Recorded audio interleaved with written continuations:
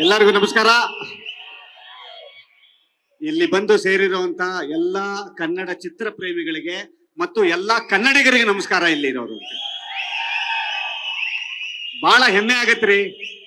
ಒಂದು ಒಂದು ಕನ್ನಡ ಸಿನಿಮಾದ ಒಂದು ಇವೆಂಟ್ಗೆ ಇಷ್ಟು ಜನ ಕನ್ನಡಿಗರ ಮುಂದೆ ಆಗ್ತಾ ಇರುವಂತದ್ದು ಇದೆ ಗೊತ್ತಾ.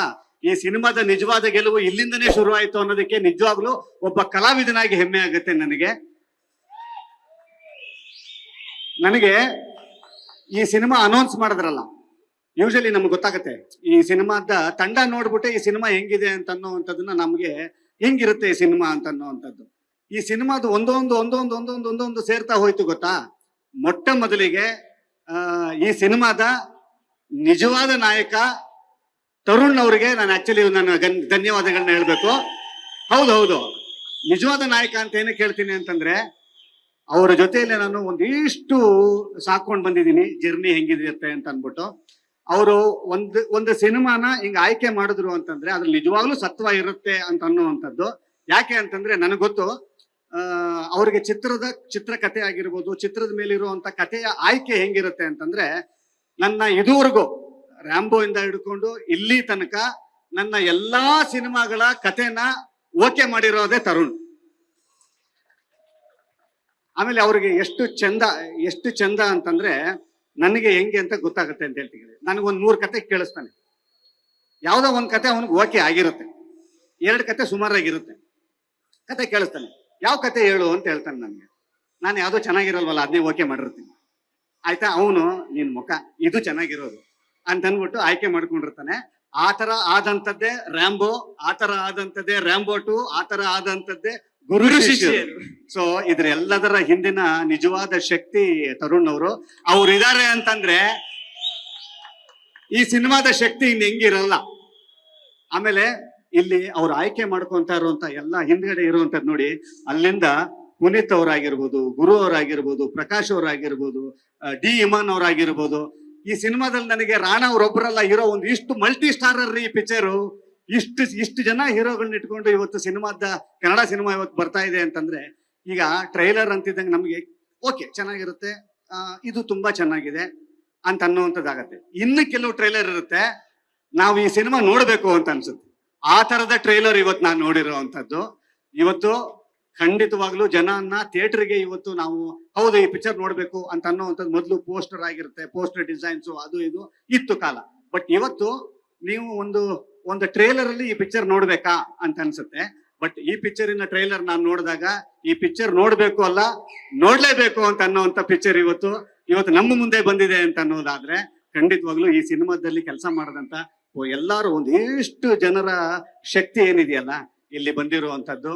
ಮೊಟ್ಟ ಮೊದಲಿಗೆ ನೋಡಿ ನಮ್ಮ ನಾಗೇಂದ್ರ ಅವರು, ಯಾಕೆ ಅಂತಂದ್ರೆ ಅವರ ಸಿನಿಮಾದ ಪ್ಯಾಷನ್ ಬಗ್ಗೆ ಹೇಳ್ತೀನಿ.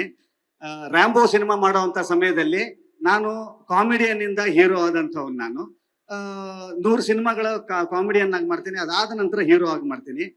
ಹೂಡಿಕೆ ಅಂತ ಬರುತ್ತೆ ಗೊತ್ತಾ, ಯಾರು ಹೂಡಿಕೆ ಮಾಡ್ತಾರೆ ಅಂತ ಅನ್ನುವಂಥದ್ದು. ಇವತ್ತು ಖಂಡಿತವಾಗ್ಲೂ ಇವತ್ತು ಶರಣ್ ಅಂತ ಒಬ್ಬ ವ್ಯಕ್ತಿ ಒಬ್ಬ ಹೀರೋ ಆಗಿ ನಿಂತಿದ್ದಾನೆ ಅಂತಂದ್ರೆ, ಆ ತರ ಎಸ್ ನಾನು ಇದೀನಿ ರೀ, ನೀವು ಬನ್ನಿ ಮುಂದೆ ಬರ್ತೀನಿ ಅಂತ ಅನ್ನೋಂಥ ಒಂದು ಕೈ ನನ್ನ ಜೊತೆಯಲ್ಲಿ ಬಂದಿರುವಂತದ್ದು. ಅಂದ್ರೆ ಅವ್ರಿಗೆ ಸಿನಿಮಾ ಮೇಲೆ ಇರುವಂತ ಪ್ಯಾಷನ್ ನಾನು ಹೇಳ್ತಿರೋದು. ಇವತ್ತು ಈ ಸಿನಿಮಾದ ಮೇಲೆ ಎಷ್ಟು ಸತ್ವ ಇದೆ ಅಂತ ಅನ್ನುವಂಥದ್ದು ಇಷ್ಟು ಜನಗಳು ಸೇರಿದ್ದಾರೆ. ಆಮೇಲೆ ಇಷ್ಟು ಜನರ ಕಲಾವಿದರುಗಳು ನೋಡಿ, ಕಿಶೋರ್ ಸರ್ ಇದ್ದಾರೆ, ಸರ್ದಾರ್ ಅವರಿದ್ದಾರೆ ನೋಡಿ, ಬುದ್ಧಿವಂತ ನಟರು ಇದ್ದಾರೆ, ಎಷ್ಟು ಚಂದ ಟೀಮ್ ಇದೆ. ಕಾಂಟೆಂಟ್ ಅಂತಿರ್ತೀವಲ್ಲ ನಾವು ಯೂಶಲಿ, ಇವು ಬಹಳ ಒಂದಿಷ್ಟು ಕನ್ಫ್ಯೂಷನ್ಸ್ ಇದೆ. ಕಾಂಟೆಂಟ್ ಅಂತಿದ್ದಂಗೆನೆ ಸ್ವಲ್ಪ ಆರ್ಟಿಸ್ಟಿಕ್ ಆಗಿ ಆಗ್ಬಿಡತ್ತಾ, ತುಂಬಾ ಕಲಾತ್ಮಕವಾಗಿ ಮಾಡ್ಬಿಡ್ತೀವ ಅಂತ ಅನ್ನುವಂಥದ್ದು. ಕಾಂಟೆಂಟ್ ಅನ್ನ ಎಂಟರ್ಟೈನಿಂಗ್ ಆಗಿ ಹೇಳ್ಬಹುದು ಅಂತ ಅನ್ನುವಂಥದ್ದು ಇವತ್ತು ಈ ಟೀಮ್ ಮಾಡ್ಕೊಟ್ಟಿರುವಂತದ್ದು. ನಿಮಗೆ ಕಾಂಟೆಂಟು ಬರುತ್ತೆ, ಖಂಡಿತವಾಗ್ಲೂ ನಿಮಗೆ ಇಷ್ಟ ಆಗುವಂತ ಸಿನಿಮಾನು ಇದಾಗತ್ತೆ ಅಂತ ಅನ್ನೋದಕ್ಕೆ ಒಂದಿಷ್ಟು ಹೃದಯದಲ್ಲಿ ನಂಬಿಕೆ ಇದೆಲ್ಲ ಬರ್ತಾ ಇದೆ.